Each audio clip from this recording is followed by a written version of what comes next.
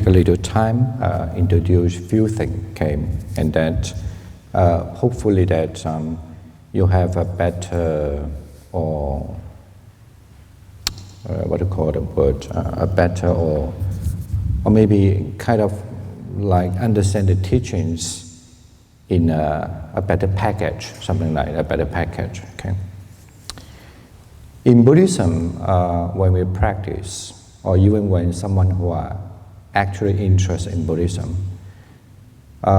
this is not invented kind of theory, but it's always been taught by the Buddha about one of the very important concepts. That is the concept of punya, mean the merits, which is maybe a little bit a concept which is might be a little bit alienated to non-Buddhist culture. 就是 merits, 就是功德. So we talk about 功德, 功德, 功德啦, 功德, 功德. We must understand whatever we do, we usually don't just say the word merit. We call it punya kiriya. Okay? Kiriya is always referred to action. And punya just simply mean the merits. The merits has to be done through action. Okay? That's why we say punya kiriya. Like a lot of Buddhist tradition, for example, and they unfortunately sometimes they just thought to build up this merit action. For example, like if they go to temple, they will put some money in the donation box. I mean, this is certainly is one of the merits, but unfortunately, that would be to some, at least in Asia, my understanding, and then they always talk about the merit only from that perspective, which is, I think, is very important also, because on the contrary, in the West, like in America, for example, unless you tell them you must donate this much of money, otherwise they don't donate. Okay. I guess the reason is because they do not have the concept of these so-called merits. I mean, it's a whole culture is kind of, to my language would be more like a little bit too much of a capitalism. Everything is you need to bargain. You need to tell me the prices. But anyway, this is not my today's main topic, but I just want to say the Buddhism, when we talk about the punya kiriya, I mean the action with regard or in terms of the merit, it always understood there are first understand as three major part of it. One part is that the action, we build up the merit by doing being a generosity as one of the merit, one of the action, kiriya, okay? And this kiriya, it will become what we call vatu, mean the base. That's why we use the word punya kiriya vatu. I know it's a little confusing, but it becomes the base. It becomes the base, almost like whatever you do, it becomes almost like you have, how to say, save it in somewhere. Kind of like you have money, and how you get the money is because you do something, you earn the money. This is action, mean kiriya. And the action, the money that when you have the money, and you will save the money, right? It becomes a resource to you. But without that action, you will not have the merit. But without the base, you have no way to retrieve the merit. This is why we have three terms together, punya, kiriya, vatu. Okay? To do so, as I say, there are three major of it. One is the dana, mean the generosity. Generosity, I will go there, say that a little bit more. Generosity has so many different types of generosity. In the sutta, generally mention about 8 types of generosity. I don't have time to talk this also, but I just give you some example. Sometimes we do the generosity purely, let's say, Why you want to help that person is a generosity as well, not necessarily just a financial or money, but why you want to help that person? Oh, because my father did that. Or because from my old generation they always do that, right? So in other words, when someone can be a generosity either financially or either because of the, just to help, right? No, if you ask some, especially if you ask some of the young people or the kids, why you want to go there to help the people? Because my mom go there, so I go there. That's it. But then sometimes you ask, why you want to go there to do that? Oh, because all my classmates go. If I don't go, they don't like me, so I have no choice. I go. So this is why under one kind of category of the generosity, that because somebody did it, you did it. And the other category is you do the generosity, it's just because if you don't do it, people will blame you. So you did it. Okay? I'm not going to analyze this. In Buddhist texts say there are 8 kinds of it. However, among these 8 kinds of it, the generosity, the most beautiful, in the long run, the most beautiful, the most powerful, it's okay because somebody repairing the air condition. They did that out of compassion, okay? So we should understand that. So I'm sure they don't want to even disturb me also, but there's no choice for that. So anyway, among that 8 kinds of generosity, the most powerful and the most placed by the Buddha is the generosity built up from the reason why the generosity has been why we are doing the generosity, because we want to have a better mind, okay? Because we could do generosity for many reasons, just afraid of people condemn me, because my generation, my past generation all doing that, if I don't do it, something wrong, right? And all different reasons. Or because I do the generosity because I want to get the good benefit. If I don't do it, maybe these people are not going to help me. Still we are doing generosity, but the only difference is you have different expectation, or because of due to certain other reason. But the main reason, the best one, the generosity, is because you can beautify your mind. Okay. Now, so this is also understand as one kind of merit. Okay. And the other kind of merit is when we have virtue. Please understand that.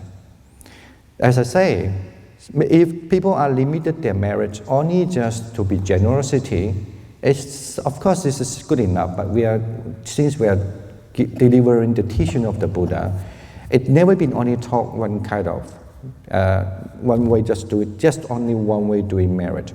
But you could do another way, and that would you need to fulfill this trait. The second way that you do the merit is because the virtue. The virtue itself, when someone have a good virtue, it actually itself is the merits. Okay, it's a resource, which might be sound a little abstract to a lot of people. Say that a person is very kind. Maybe in Pali word or in the Buddhist language, when you say a person is very kind, it always not just say because a person is kind. We always refer the person have a compassionate mind, or because the person have the loving kindness mind, or a person have this joy, a sympathetic joy mind, without jealousy. Okay, and this kind of virtue, this kind of virtue itself, it's a merit. Okay, it's a resource, and that also doing it is a kriya. In other words, doing it is an action, and this action become the merit, like it will ultimately be saved, become a resource, and that's the reason why something non-material, but it could, if you do not have the strong imagination, you just imagine almost like the material thing, that whatever the good mind you have, the good virtue you have, it will become a huge resource for you. This is the reason why some people, even they might be lost, somehow, right? For example, we have one very, very famous story. We have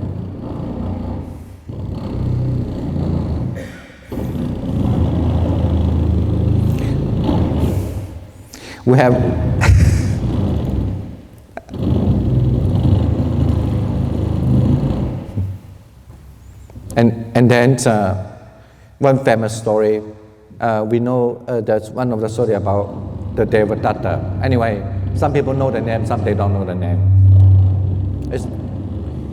So the story about the Devadatta, the thing is about, basically mean at the end, he is the kind of person who